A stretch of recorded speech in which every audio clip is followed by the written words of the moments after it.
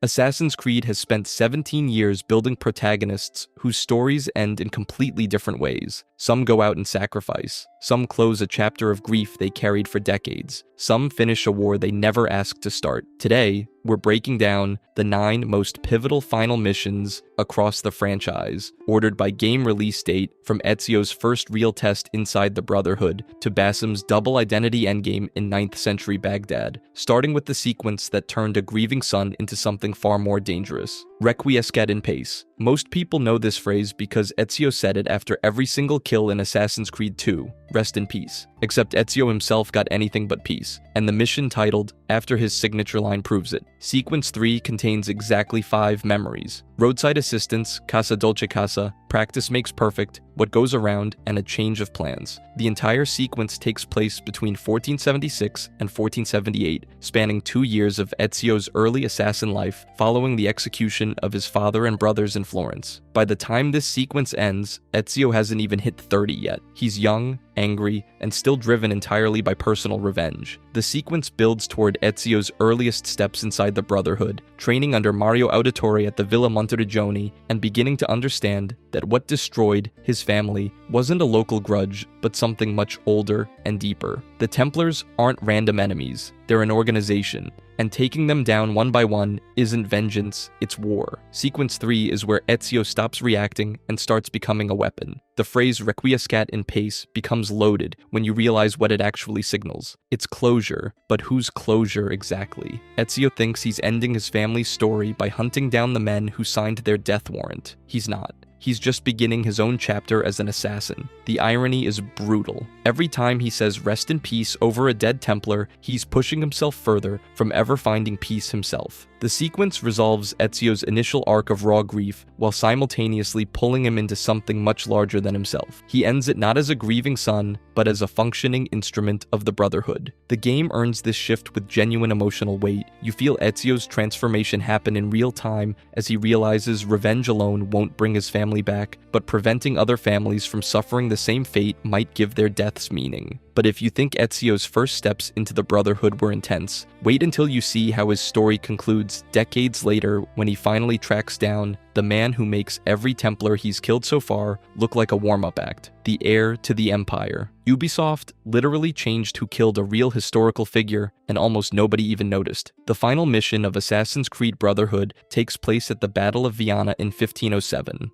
Cesare Borgia, the bastard son of Pope Alexander VI, and the man who once held Rome in his grip, died at this battle. That part is historically accurate. What the history books won't tell you is that Ezio Auditore da Firenze was the one who finished him. Here's the thing. This confrontation happens 3 years after Ezio dismantled Borgia power in Rome. 3 years. That's not a dramatic sprint to the finish. That's a slow, grinding pursuit across Spain, chasing a man who went from ruling an entire city to dying as a mercenary captain for the King of Navarre.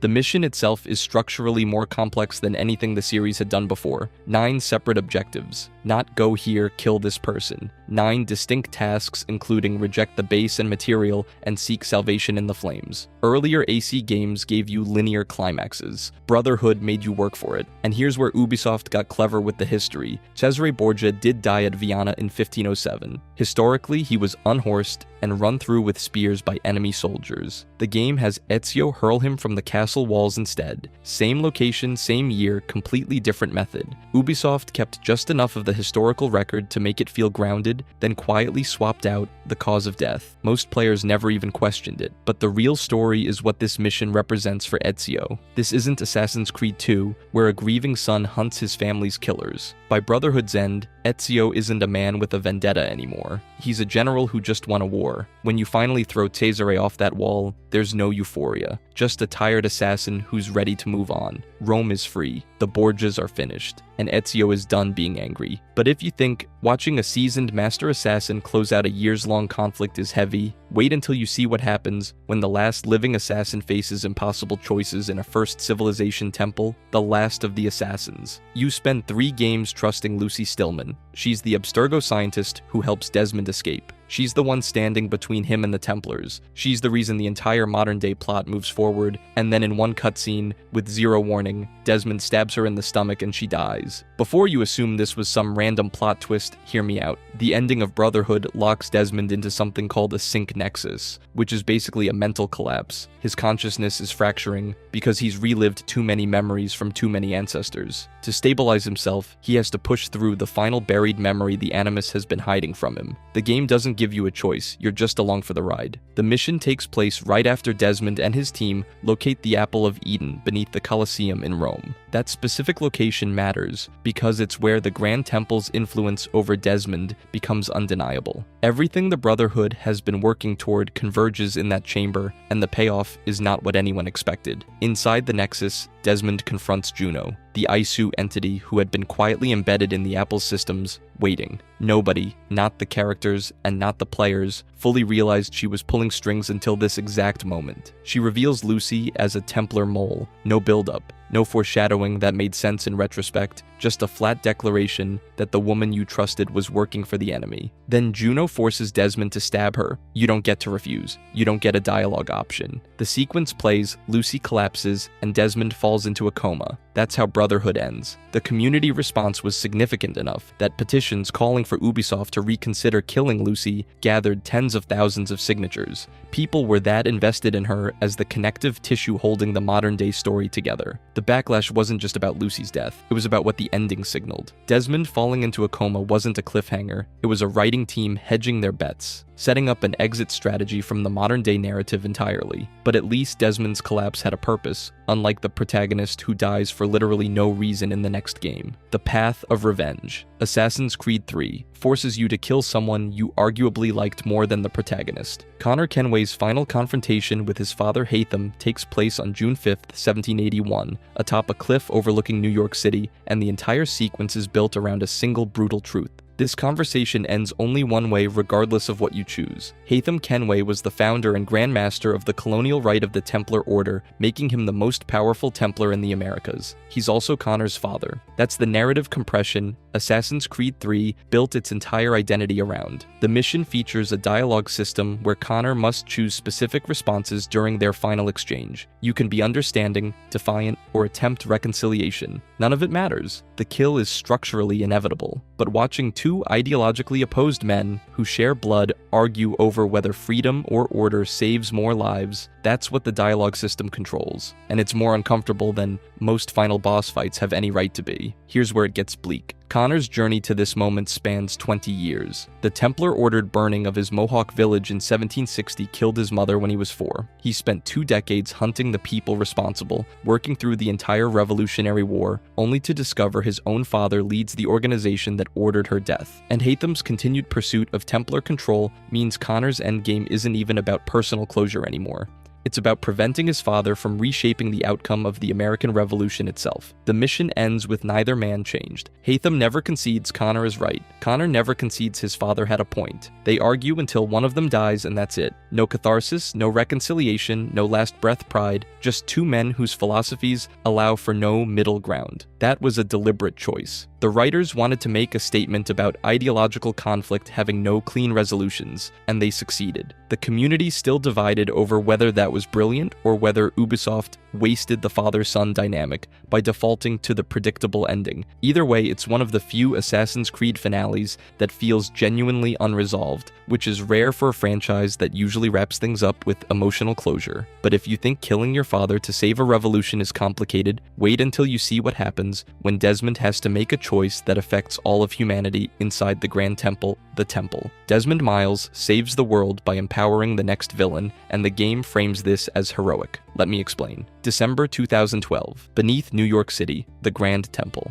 Desmond navigates 6 distinct chambers, each representing one of the first civilization's proposed methods for preventing an incoming geomagnetic catastrophe. Solar flares, electromagnetic pulses, the complete collapse of modern infrastructure. But here's where it gets complicated. The mission presents Desmond with an impossible binary. Follow Juno's instructions and activate the temple's protective mechanism, which releases her consciousness into the world. Or follow Minerva's guidance and let humanity survive on its own terms without empowering either Isu faction. There's no third option, no clever workaround, just two terrible choices. Desmond chooses to activate the temple. He sacrifices himself in the process, his veins open to power ancient machinery, blood fueling a device built by gods who died millennia ago. The game treats this as a victory, heroic sacrifice. The modern-day protagonist giving everything to save billions of lives. Players immediately recognized it as the setup for a villain the franchise would spend years failing to meaningfully develop. Juno becomes the next antagonist, except she doesn't, not really. She floats around as a digital ghost for a few games, shows up in cutscenes, and then gets resolved in a comic book tie-in rather than a mainline entry. The mission promises closure for a 5-game arc that started in 2007. What it delivers is a cliffhanger that never pays off. The timestamp matters, 11:11 p.m., December 21st, 2012. Ubisoft locked this into canon to mirror the cultural moment of the Mayan calendar end date, tying an in-game apocalypse to real-world mass anxiety. The mission occurs at the exact moment millions of people genuinely believe the world might end. That's commitment to thematic resonance, even if the follow-through collapsed. Desmond's death ends the modern-day protagonist arc. The franchise has never fully replaced him. Every subsequent entry struggles with the absence of a comparable anchor. No modern-day character carries the same weight. Players complained about Desmond for years, called him boring, said they just wanted to play as the historical assassins. Then he died, and everyone realized what they'd lost. The connective tissue holding everything together, gone. The Temple mission reveals the franchise's ultimate narrative problem in microcosm: ambitious setup, weak execution. A protagonist sacrifices himself to empower a villain who gets resolved off-screen in supplementary material most players never experience. Desmond saves the world and becomes irrelevant in the same moment. But if you think modern-day narrative disappointment defines this franchise's final missions, wait until you see the spectacle Ubisoft pulled off during Queen Victoria's Golden Jubilee. A Night to Remember. The final mission of Assassin's Creed Syndicate takes place during Queen Victoria's Golden Jubilee on June 20th, 1887, which is,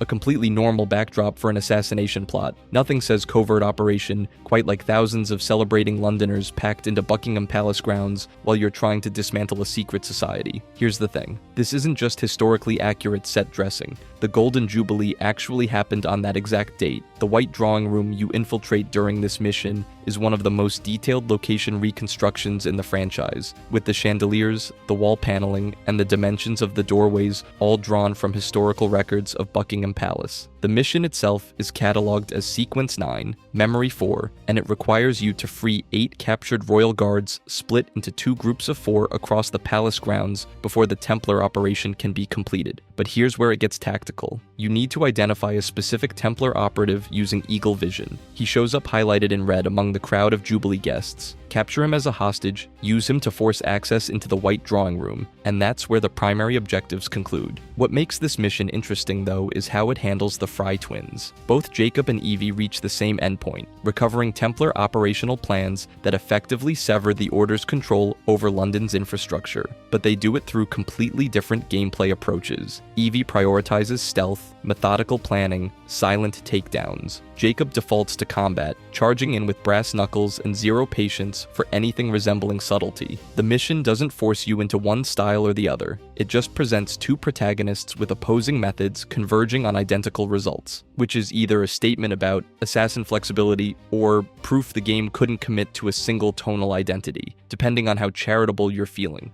The community remains split on whether this properly concludes the twins' contrasting philosophies. Some argue Evie's meticulous planning undermines Jacob's chaotic approach without providing meaningful resolution to their ideological differences throughout the game. Others think the flexibility is the point. 2 methods, 1 outcome, no judgment passed on either. Either way, the mission ends with the Fry twins dismantling the last major Templar stronghold in Victorian London during one of the most publicly visible celebrations in British history. Buckingham Palace, full crowd. Queen Victoria presumably somewhere nearby having a lovely evening. At least they managed it without causing a diplomatic incident, unlike the Medjay who had to deal with literal mind control and an apple of Eden. The last of the Medjay. Bayek is the last Medjay, and the game never lets you forget it. Not in a heavy-handed, dialogue dump kind of way, but in the quiet, constant weight of every interaction you have across Egypt. People look at him differently. They speak to him differently. Some with reverence, some with desperation, some with the particular exhaustion of people who stopped believing help would ever come, and then watched it walk through their door anyway. Here's the thing about the Medjay. They weren't just soldiers or police or bodyguards, though they were all of those things depending on who needed them. The Medjay were an institution, a symbol, a promise that someone was watching, that someone with actual training and actual authority cared whether ordinary people lived or died. By the time Bayek is wandering through Siwa at the start of Origins, that institution is essentially dead. He's it, the last one.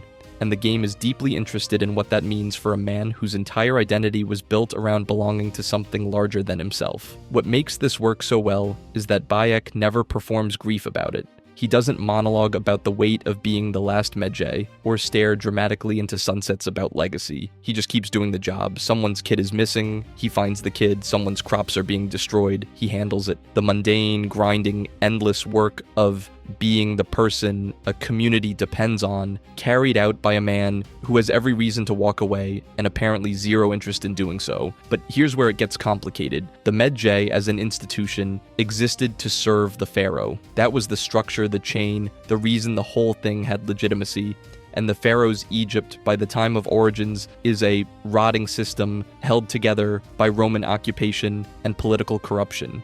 So Bayek is a man whose role was defined by loyalty to a structure that no longer deserves loyalty. He keeps the title, keeps the duty, keeps showing up for people, but the thing he was supposed to serve has collapsed under its own weight. The game uses this tension without quite resolving it, which is actually the correct choice. Bayek doesn't get a clean answer about what the Medjay should mean in a broken Egypt. He just keeps moving forward, village by village, wrong by wrong, functioning as a one-man institution in a country that forgot institutions were supposed to protect people instead of exploit them. There's something genuinely interesting in the fact that the brotherhood he accidentally helps create, the hidden ones, eventually becomes the thing that fills the vacuum the Medjay left. A different kind of institution, different methods, different rules, but the same basic impulse. Someone has to do this. Might as well be people who actually care. Bayek would probably hate that framing, which is maybe the point, where it all began. Here's the thing about Assassin's Creed Odyssey that nobody really talks about. It doesn't just tell a good story, it quietly rewires your understanding of everything that came before it. The where it all began mission is the clearest example of that. On the surface, it looks like a closing chapter, a tidy bow on Cassandra's personal journey, but pull back the camera a little, and you realize what it actually is. The origin point of one of the most iconic organizations in gaming history, set more than 2,000 years before the franchise's modern storyline even begins. We're in 422 BCE. The Peloponnesian War is tearing Greece apart, Sparta and Athens are grinding each other into dust, and in the middle of all that chaos, Cassandra is quietly laying the groundwork for what will eventually become the Hidden Ones, and later the Assassin Brotherhood. She's not doing it with a grand speech or a ceremony. She's doing it the way most world-changing things get done, one decision at a time, with nobody around to applaud her for it. The Spear of Leonidas is central to all of this. It's not just a weapon. It's a piece of Eden, a fragment of precursor technology that Cassandra inherited through her bloodline, and it's already ancient by the time she's carrying it. Her grandfather Leonidas used it at Thermopylae. The fact that it ends up in her hands isn't coincidence, it's lineage. The Brotherhood didn't just randomly emerge from history, it was seeded through specific families, specific bloodlines, across generations. Cassandra is one of those seeds. Her relationship with Marine ties directly into this. Marine isn't just Cassandra's mother, she's a former member of the cult of Cosmos who broke away, which means Cassandra's entire arc is built on inherited conflict. She was born into a war she didn't choose, against an organization her own family helped build, which is, not ideal for your personal development. The mission's ending leans into this hard. Cassandra sailing away on the Adrestia isn't framed as victory, exactly. It's more like the beginning of a very long responsibility. She's not done. She's just getting started, and the game knows you know that, because you've played enough Assassin's Creed to understand how this story eventually ends, even if it takes 2 millennia to get there. But here's where the timeline gets complicated. Odyssey's placement in the broader franchise continuity created real friction when it launched. The retcon concerns weren't just fan nitpicking.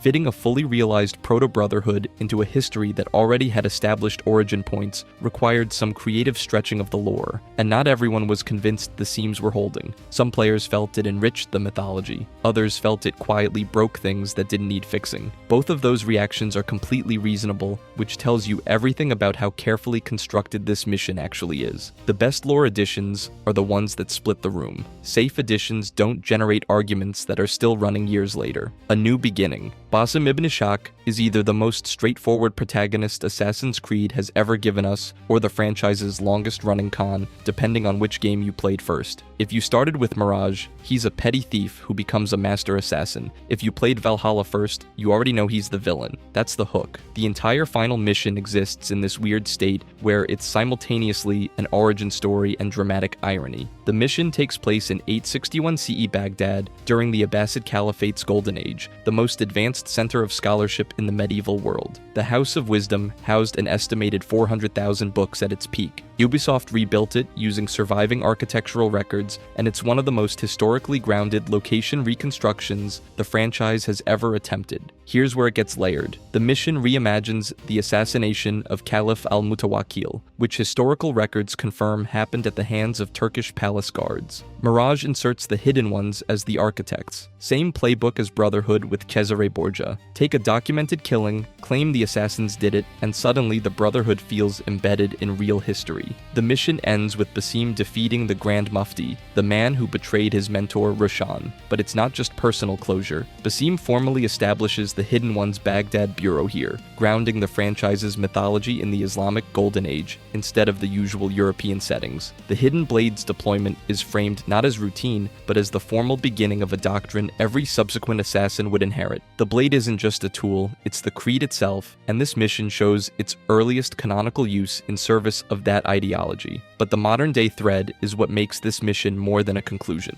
Layla Hassan is sequencing Basim's DNA, and the game reveals his connection to the first civilization. The Isu consciousness inside him is Loki. This arc is entirely set up for his return as an antagonist in Valhalla, which means the New Beginning framing is doing double duty. Origin story for Basim the assassin, and handoff to Basim the villain. The community split on this. Critics argued the transformation felt disconnected, that Mirage's arc didn't justify who he becomes in Valhalla. Defenders pointed to the Isu possession thread as sufficient canonical grounding. The debate never fully resolved. Mirage positioned itself as the franchise's most ambitious narrative bridge between the classic formula and the RPG era, and whether it succeeded depends entirely on how much weight you give the Loki reveal. The double identity hook is what makes this mission stick.